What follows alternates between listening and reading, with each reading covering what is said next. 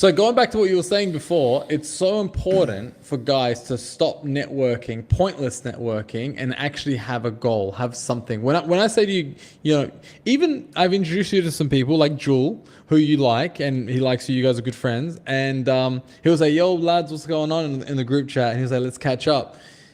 Even you'll be like, "Yeah, it depends what time." No, what was your response? You're like, "Yeah, it has to be before 6 though," because your routine is like, gotta be in bed, gotta do this, gotta do that. So there's like a small window for you to catch up with your friends, but meeting wise, you always say why first. Why? What benefit can they give me? What can I do? Well, the interaction with me, you and Jewel at the time was just for a casual podcast. If it was something very pressing, I would be able to be more flexible with the time frame.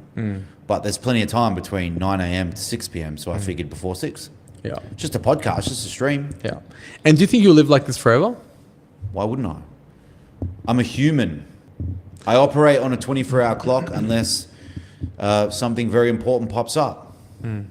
Okay, tell me who thrives without routine, without their own quirky routine.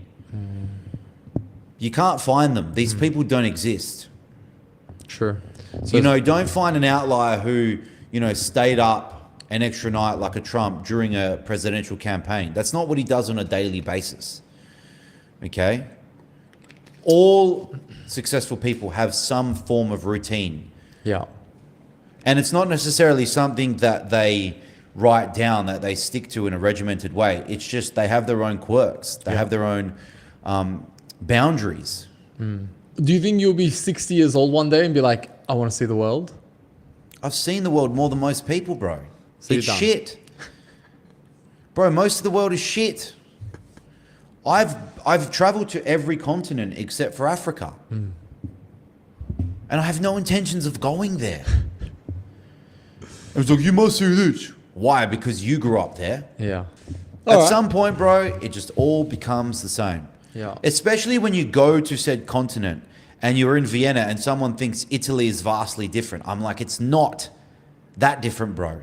Compared to Vienna. Yeah, even Bali and Thailand, it's not that different, bro. It's just not.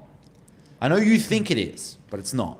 They're kind of painted on this with the same brush, but they're the same. It's the same. Vietnam, Thailand, Bali, Pattaya, Phuket, Bangkok. It's same bucket. Yeah, yeah, yeah.